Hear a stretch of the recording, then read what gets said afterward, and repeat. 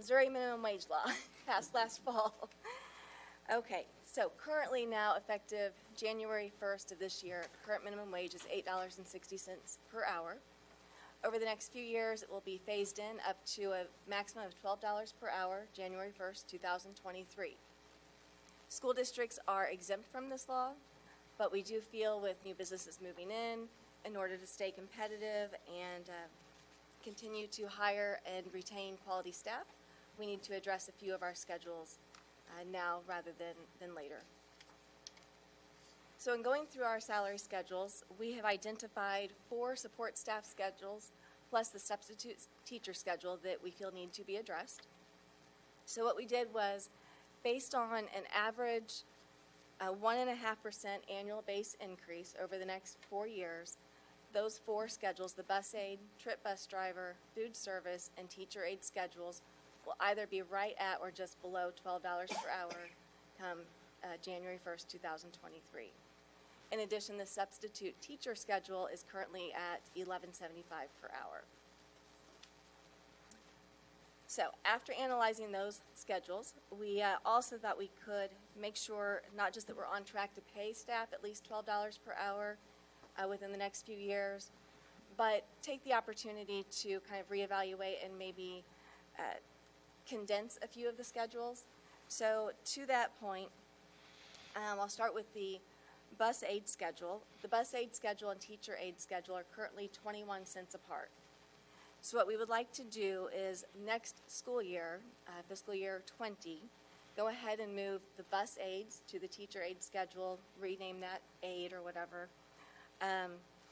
There are currently 9 bus aides that we have, so it's not very many people. The cost to the district is roughly $1,400 per year to make that change. The next thing we would like to do is the trip bus driver schedule. Step 1 is currently $10 an hour.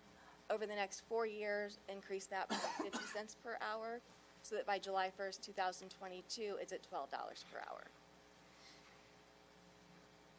The substitute teacher pay schedule, again, it's not really a schedule, but the pay rate's $11.75. We'd like to go ahead and just bump that up to $12 an hour next fiscal year, again for fiscal year 20. The cost of that is roughly $6,000 a year. And then, in addition, currently support staff subs are paid step 1 of the salary schedule for the job in which they're working. So what we would like to do in an effort to simplify pay for the substitutes and make it easier for building administrators to move the subs around in their building as needed and as necessary, go ahead and pay all support staff subs $12 per hour. The average or estimated cost of that is around $4,000 per year. The exception to that would be sub bus drivers. They are and will remain being paid on step 1 of that schedule. It's currently $16.85 per hour, so I would certainly not want to reduce that pay. So then when I was referring to condensing schedules, I'm meaning the aide schedule and the food service schedules. Our plan here, what I would recommend is that in next fiscal year, we do whatever is necessary financially to move those schedules and make them the same pay rates as the custodial schedule. So just to try to get a figure here, for illustrative purposes only, assuming a 1.5% base increase is approved by you in April, the total increase to move those 2 schedules to match the custodial schedule for the base pay is 70 cents per hour. After that, if we continue to have an average 1.5% base increase per year, then July 1st, 2022, all 3 of those schedules would be at $12.22 per hour at step 1. Again, based on that assumption, the cost to do this move would be about $119,000 to the district. So all that being said, we would have to continue analyzing the schedules each year to make sure we're on track for at least $12 an hour for those 3. We feel we can do that big jump this year. Everything, the revenues are trending slightly better than anticipated. Expenditures still are in much better shape than budgeted. So I'm very comfortable going ahead and moving this and doing this change now.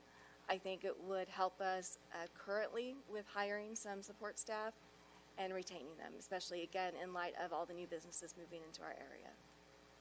Are there any questions? How many of these titles are on schedules? And have you looked at, in those titles, have you looked at changing the schedule? I mean, is the top scale a fair wage?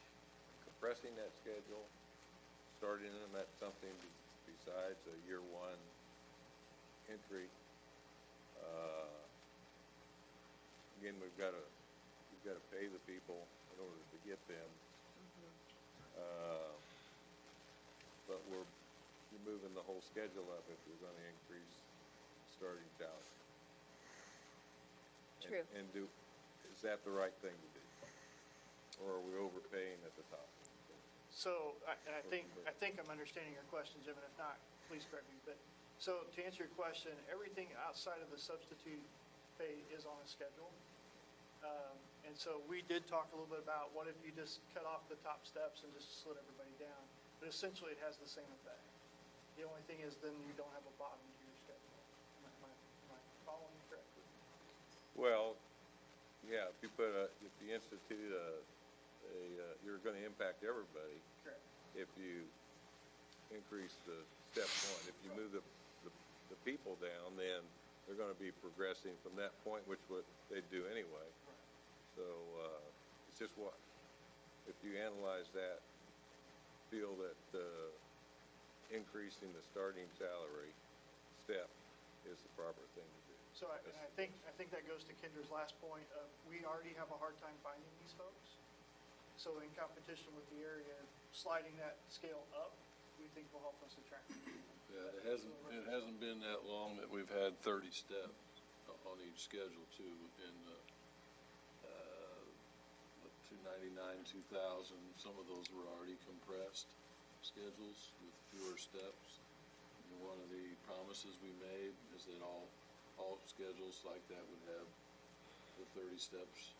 And we moved people at that time when they got the raise to a spot where they got the average raise, so someone may have actually gone back on a step that wasn't commensurate with their years of experience to get to a spot where they got the 5 to 10% raise depending upon what schedule it was.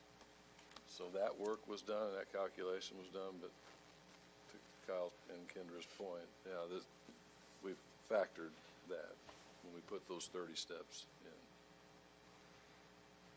Not sure that gets it all, but there's history behind. So I'm assuming sure when you mean compress, you mean Less than 30 steps. yeah. So Or at the 30 steps would, yeah, that would be undoing what we promised to do in 98, 99 when we did the average raise. When we did a 3-year phase-in levy for salaries and benefits alone, and promised the support staff 30 steps on their schedule, and the average raise for support staff was 10.5% at the time. So we didn't just move them over to their spot commensurate with where they were. We moved them back to a spot where they received 10.5%. And that was a hard thing to explain to some people because they were going from step 12 to step 6. But they got to move more times over the course of their career and enjoy that annual 1.5%, 1% raise we were able to give. So that's how we got to where it took a long time for us to get to those 30 steps in each of those support staff areas. Well, even though we're being told that as a district we're exempt from the law, you're nailing it, the fact that with the economy doing what it's doing in the private sector, we would be unable to hire quality people if we can't match or beat what's out there. So the concept is great. It's thanks to the admin team that we have that our finances are where they are, that we can afford to do it. So well, I like it. Are there any other questions? Okay, so do we have a motion to I think to, update the support staff salary schedule as presented? I make that motion. I'll second. Okay, it's been a first and a second. All in favor? Aye. Aye. Opposed, same? All right, thank you very much. Thank you.